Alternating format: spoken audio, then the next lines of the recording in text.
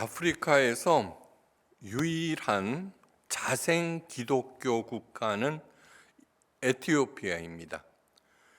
다른 아프리카 국가들은 그 옛날 식민지 시절에 함께 들어온 선교사들이 퍼뜨린 기독교를 믿었는데 이 에티오피아만큼은 자생적으로 생긴 것입니다. 그 기원은 저 멀리 솔로몬 시대로 거슬러 올라갑니다. 당시 에티오피아의 여왕 시바는 지혜왕 솔로몬의 명성을 듣고 직접 그의 가르침을 듣기 위해서 그 먼 길을 왔습니다.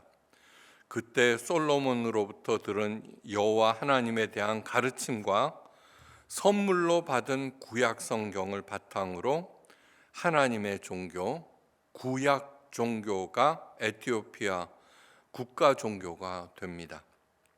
이어서 신약 시대 때에는 에티오피아의 재무장관인 최고위직 황관이 예루살렘에 예배하러 왔다가 고국으로 돌아가는 길 마차 안에서 이사야서를 읽습니다. 그러나 그 뜻을 도무지 알지 못해 답답해하던 차에 성령의 지시를 받은 빌립 집사가 그를 만나러 달려와서 그 내용들을 설명해주고 예수님의 복음을 가르쳐 줍니다. 이에 크게 감동을 받은 그 황관은 즉시 마차에서 내려서 세례를 받고 이디오피아 최초의 신약 교인이 됩니다. 그 이후 구약의 에티오피아 교회는 신약 교회로 전환되어서 오늘에 이릅니다. 물론 여왕이나 그 황관이나 모두 영향력이 큰 사람입니다. 그러나 한 사람으로 인해서 나라 전체가 삼위일체 하나님을 믿게 되는 것은 모두 다 성령 하나님의 도우십니다. 오늘 본문 말씀은 베들레헴에서 태어나신 예수님과 그 가족들이 헤롯 왕의 칼을 피해 이집트로 피신하는 이야기가 담겨져 있습니다. 예수님과 육신의 부모는 이집트에서 대략 3년 정도 머문 것으로 학자들이 추정을 합니다. 3살 박이 아이와 하층민 부부가 외국에서 할 수 있는 일은 별로 없습니다. 그저 하루하루 먹고 사는데 생명을 유지하는 데 급급할 따름입니다. 그런데 이집트에서도 엄청난 일이 일어났습니다. 그 3살짜리 예수님이 거기에 예수님과 그의 가족이 3년 동안 머물렀다는 그 일로 인해서 엄청난 일이 일어나는데, 당시 이집트에는 로마와 쌍벽을 이루는 대국으로 강력한 신들과 정교한 교리들을 가지고 있었습니다. 이집트 그 피라미드라든가 그런 신전들에 보면 빼곡하게 적혀져 있습니다. 그들의 종교 체계는 모세 당시 여호와 하나님과 겨룰 정도로 강력했고 예수님 당시까지 그 영향력은 결코 감소되지 않았습니다. 그 많은 하나님의 능력을 보고도, 모세를 통한 하나님의 능력을 보고도 이집트의 파라오는 항복만 했을 뿐 하나님을 믿지 않았습니다. 오히려 더 대적자가 됩니다. 이집트에는 콥틱 기독교라는 것이 있습니다. 이집트에서 자생적으로 생긴 기독교입니다. 현재 인구의 13%인 1,000만 명의 신도들이 있습니다. 굉장히 많죠. 이집트를 회교 국가라고 말하기가 민망할 정도입니다. 이 이집트 콥틱 기독교는 서구 기독교의 영향을 전혀 받지 않아서 초기 기독교의 전승을 많이 보존하고 있고, 로마 교황청에 필적하는 콥틱 본산 교황청을 가지고 있을 정도로 굳건합니다. 로마 그 카톨릭 교황청하고는 전혀 별개의 독립적인 기관입니다.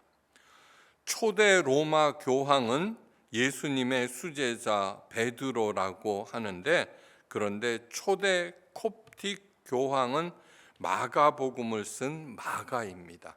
네. 마가에 의해서 전도를 예수님의 복음이 전해졌고 그것을 중심으로 자생적으로 생긴 것이 콥틱 기독교입니다. 어떻게 이런 일이 생길 수 있을까?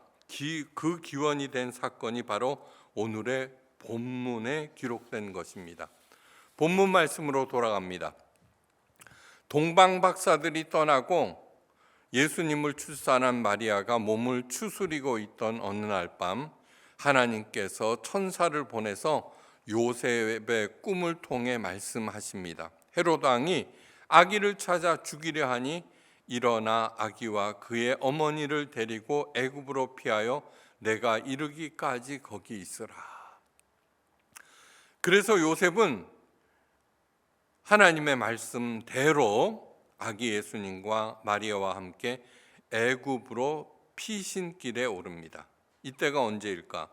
누가복음에 보면은 예수님께서 태어나신 지 8일째 되는 날 예루살렘 성전에서 헌신의 제사를 지낸 기록이 있습니다. 그곳에서 아기 예수를 안고 8일 된 아기 예수를 안고 예루살렘 성전으로 갔죠. 부부가 그곳에서 메시아를 간절히 기다리던 시므온 할아버지를 만나서 아주 중요한 말을 듣게 됩니다. 이 말은 대단히 중요하므로 자세히 살펴볼 필요가 있습니다. 시므온 할아버지가 마리아 품에 안긴 아기 예수님을 보고 뛸 듯이 기뻐하며 마리아에게 청하여 아기 예수님을 안았습니다. 그리고 찬송과 함께 이렇게 말합니다. 주제여, 하나님을 의미하죠. 주제여, 이제는 말씀하신 대로 종을 평안히 놓아주시는도다. 내 눈이 주의 구원을 보았사오니 이는 만민 앞에 예비한 것이요 이방을 비추는 빛이요 주의 백성 이스라엘의 영광이니이다. 이 말을 들은 요셉과 마리아는 깜짝 놀랐다고 누가복음에 기록되어 있습니다. 아마도 이 할아버지가 어떻게 예수님을 알아보았을까 놀랐을 것입니다. 그 당시 율법에 따르면 태어난 지 아기가 태어나면 반드시 성전에 가서 제사를 올렸으니까 많은 아기들이 왔겠죠. 그런데 그 많은 아기들 가운데 아기 예수님을 어떻게 알아보았을까? 그래서 깜짝 놀랐을 것입니다. 그리고 시므온 할아버지가 하신 말씀을 통해서 요셉과 마리아는 자신들이 그동안 경험한 모든 일들, 일마다 때마다 천사들이 나타나서 하신 얘기들이 있죠, 그죠? 성령으로 잉태하실 것과 예수라고 이름 지으라. 그 다음에 임마누엘 하나님, 이런 것들, 그 모든 것들이 생각났을 것입니다. 그리고 이것이 사실이구나 하는 것을 제3 확인했을 것이고, 메시아의 육신의 부모로서 그 역할을 잘 감당하리라 다짐했을 것입니다. 여기서 주목해야 하는 것이 두 가지가 있습니다. 시므온 할아버지가 하신 말씀 중에 첫째, 아기 예수님을 본 것만으로도 하나님 아버지께 무한 감사를 올렸다는 것입니다. 구원자를 본 것만으로도 죽어 여한이 없다는 것입니다. 여러분들은 어떻습니까? 내가 하나님께 간절히 기도했더니 하나님께서 그것을 들어주셔서 그래서 감사합니다. 하나님께서 베푸신 은혜에 감사하는 것으로 그치는가? 아니면은 내가 예수 그리스도를 나의 구세주로 모신 것, 하나님의 말씀을 매일매일 듣고 있다는 것만으로도 감사할 수 있는가? 한번 점검해 보시기 바랍니다. 둘째, 시므온 할아버지는 아기 예수님을 안아본 첫사람이 되었죠, 그죠? 얼마나 행복하고 감격스러웠을까. 분명 시므온 할아버지는 천국에서 지금까지도 자랑하고 계실 것입니다.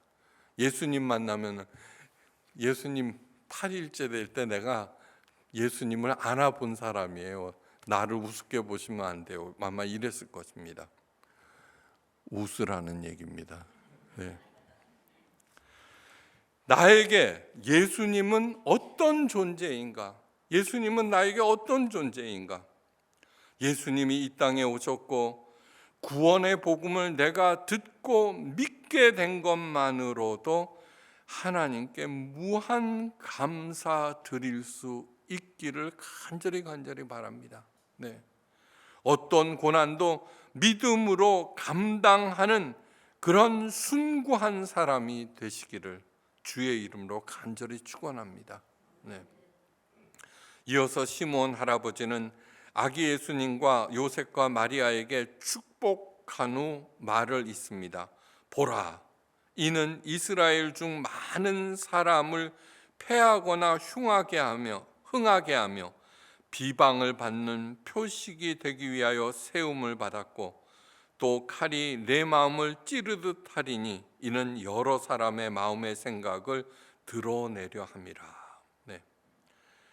왜 마리아의 마음을 찌르는 듯 해요? 바로 예수님의 십자가 죽음을 의미하고 있습니다. 네. 예수님께서 달리신 십자가는 사람들이 패하고 흥하게 하는 그 표적이 됩니다. 예수님께서 십자가에 달리셨을 때 엄청난 비방을 받는 표적이 되셨고 아직까지도 죽은 사람이 어떻게 살아나? 메시아라며 메시아가 어떻게 그 가장 수치스러운 십자가에 달려 죽을 수가 있어? 다 엉터리를 믿고 있는 거야. 이러한 것들이 뭐예요? 각각 사람들의 마음의 생각을 드러내게 하신다는 것입니다. 예수님은 나에게 어떤 존재인가 스스로에게 묻고 답하셔야 합니다. 예수님에 대한 나의 생각이 내 삶의 성패를 결정하신다는 사실을 잊어서는 안 됩니다. 네. 하나님께서 내게 무엇을 해주셨는가? 하나님이 살아계신다면 내게 왜 이런 일들이 생길 수가 있어? 네. 그렇게 하나님께 항의하고 하나님에 대한 믿음이 흔들린다는 것은 바로 십자가가 내 마음의 생각, 나도 모르는 내 마음의 생각을 드러낸다는 것입니다. 예수님의 삶과 가르침은 내 마음의 생각을 고스란히 드러냅니다. 복잡하죠. 요즘 트럼프 수많은 정치 지도자들이 내뱉는 말, 저것은 강력한 얘기야. 저것이 경제를 살릴 수가 있어. 저 사람이 우리나라를 부강하게 만들 거야. 아니요, 그런 것들이 하나도 중요하지 않습니다. 예수님의 생각과 과연 어떻게 같고 다른가를 하면은 그 마음의 생각들이 다 드러내게 됩니다. 그 생각이 하나님의 뜻에 부합되는 것이면은 내가 살고, 만약에 어긋나면은 나는 이미 멸망한 것입니다. 시므온 할아버지처럼 예수님을 전심전력으로 사랑하셔서 예수님을 나의 구세주로 모시게 된 것, 그 사실 하나만으로도 무한 감사하실 수 있기를 간절히 바랍니다. 네. 그렇게 예수님의 가족들이 이집트로 떠난 후 헤롯 왕은 자신이 속은 것을 알고 엄청난 일을 저지릅니다. 베들레헴에 사는 2살 아래 남자아이를 모두 살해하라는 것입니다. 이것은 역사적인 사실입니다. 당시 로마 황제 아구스도는 이렇게 기록하고 있습니다. 헤롯의 명령으로 그 지역의 2살 이하 아이들이 살해당했을 때 헤롯 자신의 아이도 포함되었다. 오로지 자신의 왕권을 유지하기 위해서 자신의 아이까지도 죽이는 잔인무도한 일을 불사한 것입니다. 이러한 행동들이 고스란히 그 헤롯의 뜻을 드러낸 것이죠. 그죠? 모세에 의해서 10가지 재앙이 임했을 때 파라오는 항복했지만 그러나 하나님을 믿지 않았습니다. 받아들이지 않았습니다. 마음의 생각을 드러낸 것입니다. 아무리 그가 황제이고 아무리 엄청난 부자이고 그런 권력자라고 할지라도 이미 그는 패망한 것입니다. 사람들은 자신의 안전과 이득을 위해서 무슨 일이든 저지를 수 있음을 인정해야 합니다. 그러므로 언제나 내가 올바른 생각을 하고 있는지 점검하셔야 합니다. 자신의 안전과 이득이 앞선 생각은 크든 적든 모두 악하다는 것을 명심하셔야 합니다. 마태는 사건 하나하나가 모두 구약의 말씀의 실현으로 보고 구약 말씀을 인용하고 있습니다. 이미 말씀드렸습니다. 마태복음에는 모두 70번의 구약 말씀이 인용되고 있는데 그만큼 마태는 구약 성경에 정통하다는 것입니다. 그래서 그 구약에 있는 모든 말씀들이 예수님께서 가르치신 것과 예수님 존재 자체와 다 연결되어 있다는 것을 깨달았기 때문에 마태복음을 쓴 것입니다. 그래서 마태복음이 중요합니다. 헤롯이 죽기까지 거기 있었으니 이는 주께서 선지자를 통하여 말씀하신 바 애굽으로부터 내 아들을 불렀다 함을 이루려 함이니라. 애굽으로부터 내 아들을 불렀다는 말씀은 호세아서 11장 1절의 말씀인데 그 원래의 뜻은 이스라엘 백성을 이집트에서 구원하셨다는 것인데 이 말씀을 예수님의 개인적인 삶에 적용시킨 것입니다. 여기에는 중요한 의미가 담겨져 있습니다. 마태는 하나님의 자녀인 이스라엘의 역사가 하나님 독생자이신 예수님의 생애 속에서 재현되었다는 것을 깨달은 것입니다. 이처럼 모든 구속사의 정점은 예수님의 생애입니다. 예수님의 생애, 신구약을 포함한 모든 하나님의 자녀들의 역사가 담겨져 있고 또 담아야 함을 나타냅니다. 다시 말해서 내 역사가 예수님의 구속사에 포함되어야만 한다는 것입니다. 여러분 이런 말하죠. 내가 얼마나 기구한 운명을 살았는지, 삶을 살았는지 12권으로 쓰고도 모자란다 그러는데 그래 봤자입니다. 12권을 쓰든 24권을 쓰든 그게 그거고 저게 저거입니다. 오로지 내 삶이 예수님의 구속사에 포함되어 있다면은 아무리 내가 비천하게 태어났고 어렵게 살고 있고 불행에 있다고 하더라도 아니요.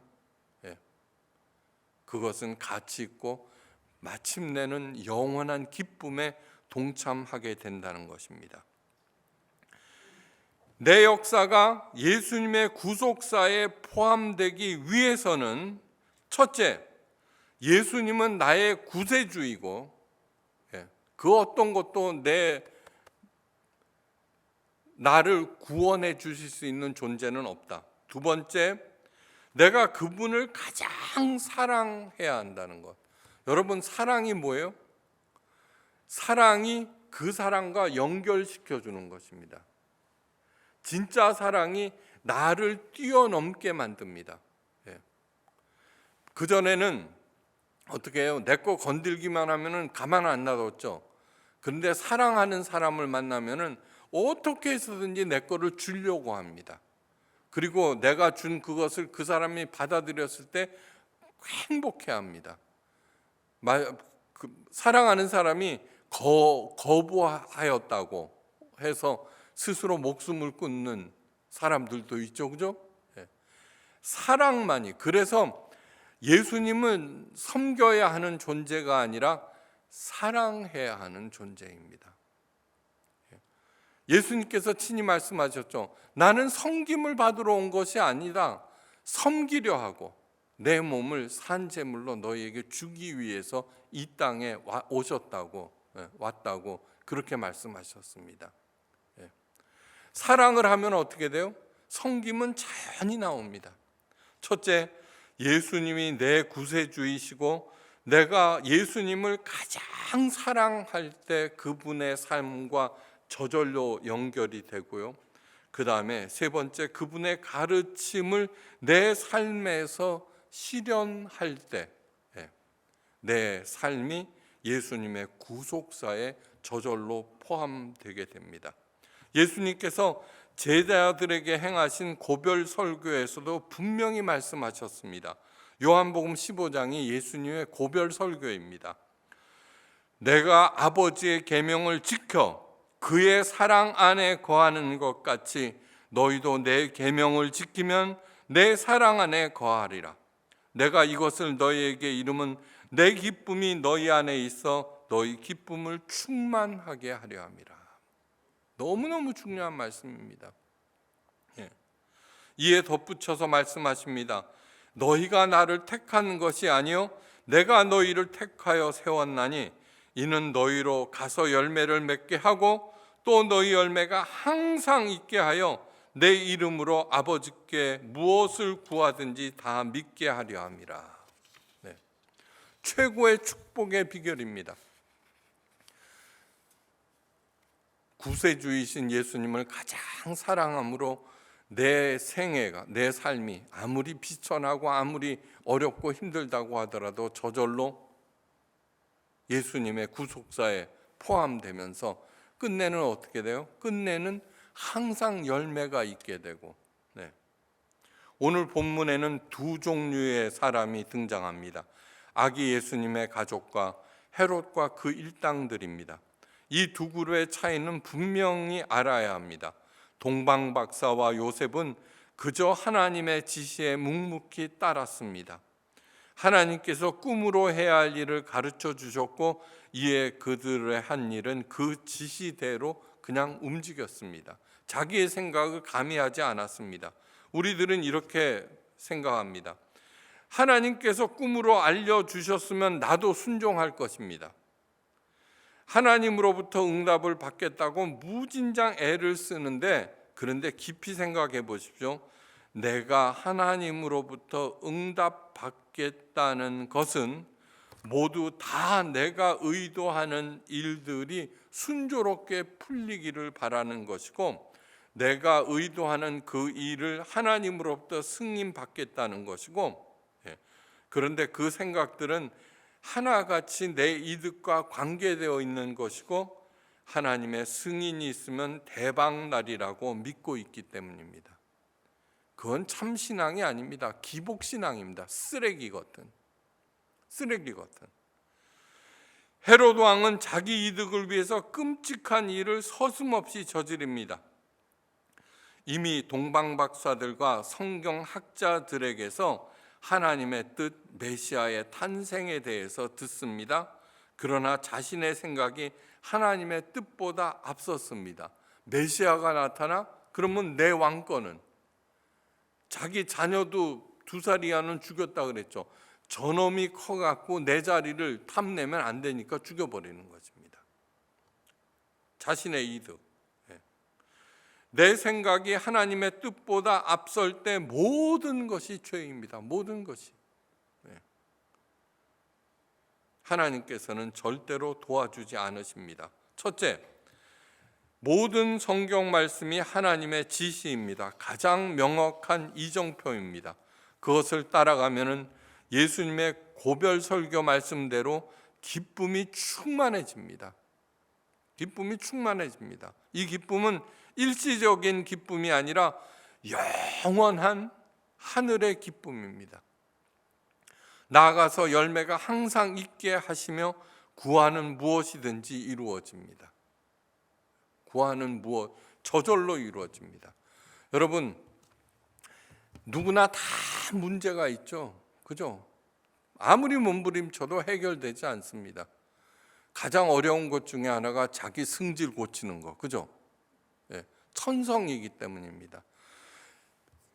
저는 천국에 가기를 소망하는데 천국이 금은보화로 가득 찼기 때문이 아닙니다. 사도 바울이 고린도전서 13장에서 천국을 이렇게 얘기하고 있습니다. 그때는 주님과 얼굴과 얼굴을 맞대고 볼 것이며 주께서 나를 아신 것처럼 나도 내 자신을 알게 되리라. 이 얘기는 뭐냐 그러면 천국은 하나님께서 얼굴과 얼굴을 맞대어서 나를 완성시키신다는 약속입니다. 이 문제 많은 나, 한심한 나, 하늘나라에 가면은 내가 노력하는 것이 아니라 하나님께서 나를 만드셨으니까 나를 완성시키신다는 것입니다. 그때가 기다려집니다. 그래서 천국에 가보고 싶습니다. 기도원에서 자신의 뜻을 승인해 달라고 울부짖으며 기도하는 것은 내 생각이 하나님 뜻보다 앞서게 해달라는 헛된 몸부림입니다. 제가 늘 말씀드리죠. 기도는 하나님과의 은밀한 대화입니다. 예수님께서도 주여 주여 하는 자마다 다 천국에 가는 것이 아니라고 했습니다. 기도는 은밀하게 하나님과 대화하는 것. 내 뜻보다 하나님의 뜻이 앞서야 된다고 하면 어떻게 해야 돼요? 성경을 주야로 묵상하고 설교 말씀도 잘 듣고 옳은 설교를 잘 듣고 그 다음에 뭐예요? 하나님께 여쭤보는 거죠. 하나님, 이러이러한 일들은 어떻게 할까요?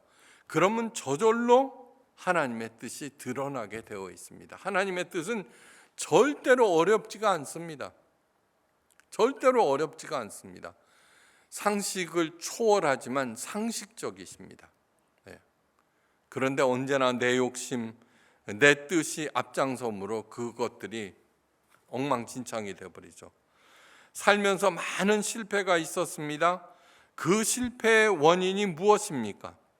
내 안전과 이득만을 구했던 내 생각 때문입니다. 물론 성공할 때도 있습니다. 그러나 그 성공은 언제나 한때였습니다. 오죽했으면 성공의 저주라는 말까지 생겼습니다.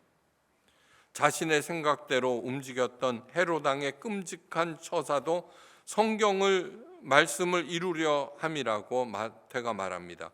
선지자 예레미야를 통하여 말씀하신 바 라마에서 슬퍼하며 크게 통곡하는 소리가 들리니 라헬이 그 자식을 위하여 애곡하는 것이나 그가 자식이 없으므로 위로받기를 거절하였도다 함이 이루어졌느니라. 이 말씀은 예레미야서 31장 15절 말씀을 인용한 것입니다. 눈물의 예언자 예레미야는 수많은 이스라엘 백성들이 죽고 살아있는 사람들은 바벨론 포로로 끌려가는 것을 바라보면서 라헬이 그 무덤 속에서 자기의 죄로 인하여 이러한 고난이 왔다고 하는 것을 생각하며 통곡하는 것이라고 한 것입니다. 이스라엘 백성들이 왜 바벨론 포로로 붙잡혀가고 그렇게 수많은 사람들이 죽어야 했는가? 하나님께서 세우셨다는 이스라엘이 왜 망해야 되는가? 그것은 외세 침략이 아니라 자신들의 잘못 때문입니다. 그것을 포로로 끌려가면서 죽임을 당하면서 통곡하는 것을 얘기하고 있습니다. 헤롯 왕으로 인한 고통과 슬픔을 묘사한 것이지만 헤롯 자신이 당한 비참한 말로를 스스로 묘사한 것이기도 합니다. 드러내는 것이기도 합니다. 이스라엘 역사가 요세푸스의 기록에 따르면 헤롯 왕은 내장이 썩고 벌레가 나며 악취와 경련이 끊이질 않아서 백약이 무효하여 죽었는데 그 모습은 괴물과 같았다고 그 역사서에 기록해 놓고 있습니다. 사랑하는 성도 여러분, 내 생각을 하나님의 뜻보다 앞세우지 마시기를 간절히 바랍니다. 아무리 어렵고 힘들다고 하더라도 그러기 위해서는 하나님의 뜻이 무엇인지 먼저 알아야 되죠. 성경 말씀을 통해서 다 드러내고 있습니다. 내 체질을 아시는 하나님 아버지께서는 내가 겪는 모든 상황에 대한 해답을 주셨습니다. 열심히 배우고 마음에 새기고 따라가시기를 바랍니다. 끝내는 어떻게 해요? 잠시 잠깐인, 길어야 100년이 이 땅에서의 어둠과 슬픔이 끝나고 하늘나라에서 영원한 기쁨이 있습니다. 무엇보다도 나를 아시는, 나를 만드신 하나님에 의해서 내 자신이 완성됩니다. 네. 예수님께서 분명히 약속하셨습니다. 너희도 내 계명을 지키면 내 사랑 안에 거하리라. 예수님의 가르침은 꿈보다 훨씬 더 명확한 지시입니다. 하나님이 꿈속에 나타나셔서 가르쳐 주시면은 그렇게 하는데 아니요. 예수님의 가르침이 훨씬 더 명확한 지시입니다. 그 가르침을 삶에서 구체화할 때 어떤 상황에서도 기쁨이 충만하게 됩니다. 아무리 어려운 때라고 할지라도 열매가 항상 있게 됩니다. 그리고 예수님의 이름으로 아버지께 무엇이든지 구하든지 다 받게 됩니다. 진짜 예수님의 이름으로 기도할 때 내 이득 이런 것들은 다 없어집니다. 진심으로 구해야 할 것이 저절로 하나님 앞에 아뢰집니다. 이 복을 배우고 가르치고 누리고 베푸시기를 주의 이름으로 간절히 축원합니다. 기도하십니다. 하나님 아버지, 예수님께서 걸어가신 그 발자취만으로도 하나님을 사랑하게 되고 예수님을 구세주로 모시게 됩니다. 가장 큰 복, 가장 큰 은혜는 눈에 보이지 않는 2000년 전에 예수님이 나의 구세주가 되셨다는 것이고, 그분의 가르침을 듣게 되었다는 것이고, 그분을 내 자신보다 더 사랑하게 되었다는 것입니다. 언제 어느 때나 아프면 아플수록, 어두우면 어두울수록 예수님께 무한 감사를 드리며 뚜벅뚜벅 살아갈 때 하나님께서 도와주셔서 그 모든 환난과 불행을 거둬주시고 마침내는 튼실한 열매를 맺어 베풀고도 남음이 있게 된다는 사실, 그리고 이 육신을 벗은 후에는 하나님 앞에서 영원한 기쁨과 완성을 보게 된다는 것을 잊지 않고 오늘을 묵묵하게 가게 하옵소서. 나의 발걸음을 지켜주시는 예수 그리스도의 이름으로 간절히 기도하옵나이다. 이제는 성부, 성자, 성령 삼위일체 하나님의 그 크신 은혜와 사랑과 은사와 능력, 인도하시고 보호하시고 공급하심이 이제는 예수 그리스도를 나의 구세주로 가장 사랑하며 내 삶이 그분의 구속사에 연결되게 하리라 다짐하는 하나님의 아름답고 존귀한 자녀들과 각 가정 하시는 일들과 새로 세우는 계획과 무엇보다도 포에마 예수교회 위에 지금부터 영원까지 함께 계시옵기를 간절히 기도하옵고 축원드리옵나이다. 아멘.